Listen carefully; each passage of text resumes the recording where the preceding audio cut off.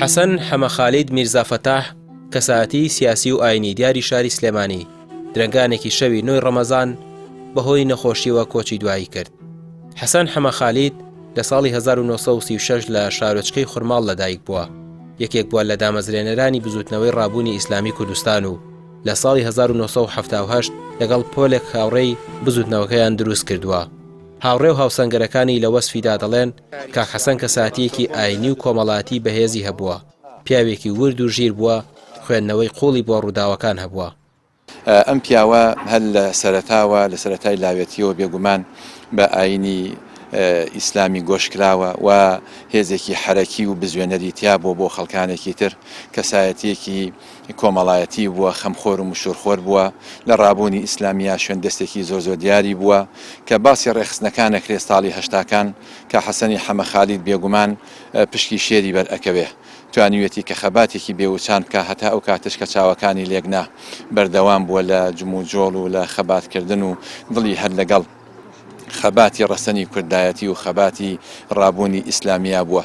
کاک حەسەن نمونەیەکی جوان بوو، لە لووتکەی مرۆڤ دۆستیا بوو، ئاستێکی کۆمەڵایەتی زۆر بەرزی تۆمار کردبوو لە کایە کۆمەڵایەتیەکانە و توانی بوو خزمەتگوزاریەکی زۆر گەورە پێشکەشکا بە هەمووان. بە ئامادەبوونی هاوڕێ و هاوسەنگەرەکانی گۆڕستانی سەیوان لە شاری سلێمانی کرا بە دوامەنزڵی حەسەن حەمەخالید و ماڵ ئاوایی لێکرا.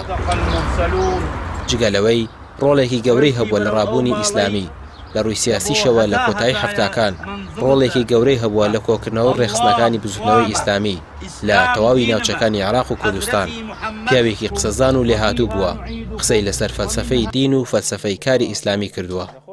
یەکێکە لە دامەزرێنەرانی بزوتنەوەی پەیوەندی ئیسلامی کوردستان. ئەم پیاوە جگەلەوەی شارەزایەکی قوڵی لە دین و لەمانە و مەبەستەکانی قورئان هەبوو، لە هەمان کاتە پیاوێکی محەنەکی سیاسی ورد بوو، پیاوێکی ژیر بوو، خوێندنەوەی بۆ ڕووداوەکان هەبوو. کاک حەسەن ئەو ڕۆژگارە سەختانەی کە لە ناو شاری سلێمانی حیزبی بەعس و دام و دەستگاکان کەس نەی ئەوێرە لە ترسی ئەو دەستگایانە جوڵە بکات، کاک حەسەن پیاوێکی بزوێنەرێکی سەرەکی ڕێخستنەکانی بزوتنەوەی پەیوەندی و دواتریش بزوتنەوەی ئیسلامی بوو لەم شارە، لە گەڕەکە کۆنەکانی سابوونکەران و گەڕەکی مەڵکەندی و گۆیژە و کانێسکان و بەشێک لە گەڕەکانی بەختیاری و هەواری تازە بۆیە ناوی گەڕەکانێنم بە وردی شارەزای ژیانی کاک حەسەنم. کاک حەسەن پیاوێکی زۆر موسڵمان بوو، پیاوێک بوو من ئەتوانم بڵێم هێشتا فامم نەکردەوە کە ئەو خەریکی خەباتی بەڕێوەچوونی کار و پیشەی ڕێبەرە گەورەکەمان پێغەمبەری ئیسلام عەلەیهی سەلات وەسسەلام کە بەڕاستی زۆر بەجددی هەوری ئەدا بۆ بەرەو پێشبوونی ئەم دینە پیرۆزەی کە هەمومان ئەلحەمدوللا سوپاس بۆ خوا پەیڕەوی ئەکەین. حەسەن حەمەخالید لە ساڵی 1990 ڕۆڵی گەورەی هەبووە لە بزوتنەوەی ئیسلامی و کەسێکی دەست بەخێر و خێرخواز و چاکەخواز بووە. لە کاروباری ژیانیدا لەسەر ئیسلام و خزمەتکردن بە دین ڕوبەڕووی چەندان گرفت بووەتەوە، بەڵام هەمیشە لە هەوڵ و تێکۆشان بەردەوام بووە و ڕێگە سەختەکانی بە کۆڵنەدان و بەردەوام بوون تەی کردووە. ڕامیار عوسمان، کەناڵی پەیام، سلێمانی.